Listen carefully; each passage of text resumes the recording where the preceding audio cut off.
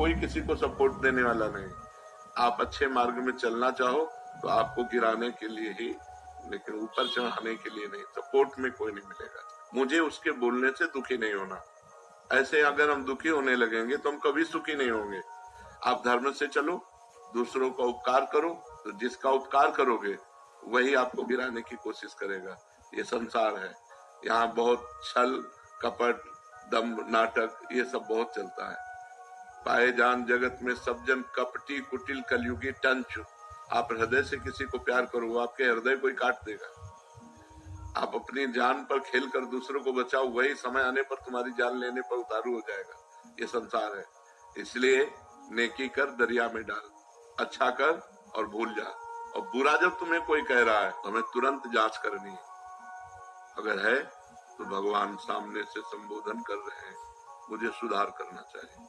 और जब मुझे पता चला जांच करने पर कि जो सामने कहा जा रहा है वो मेरे में नहीं है, बस अब वो उसकी बुद्धि है, हम उसकी बुद्धि को नहीं बदल सकते। वो जो बोल रहा है वो बोलने दो, मुझे प्रसन्न रहना है। कि अगर हम किसी विभाग में हैं जहां हमें सफाई देने की आवश्यकता है, वहां तो दे सकते, पूरी देनी चाहिए।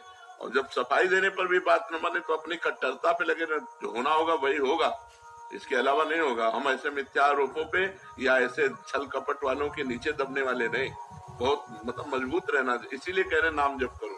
जब भगवान का भरोसा होगा तो छाती चौड़ी करके बात करोगे, और इंसान का भरोसा होगा कि साहब अगर हमको हटा दिए तो नौकरी चली जाएगी। अगर ये साहब थोड़ी, साहब का साहब है वो, अगर वो चाहेगा तो सब मंगल ही बन जाएगा। इसकी क्या बात है। बड़े बड़े संतों को नहीं छोड़ा, भगवान को नहीं छोड़ा तो आपको कैसे छोड़ देगा संसार। बड़े बड़े संतों को नहीं छोड़ा, भगवान को नहीं छोड़ा। इसलिए अपने को प्रसन्न रखना है, अपने को इनकी बातों में आकर के दुखी नहीं होना। इसलिए मस्त रहो, नाम जप करो।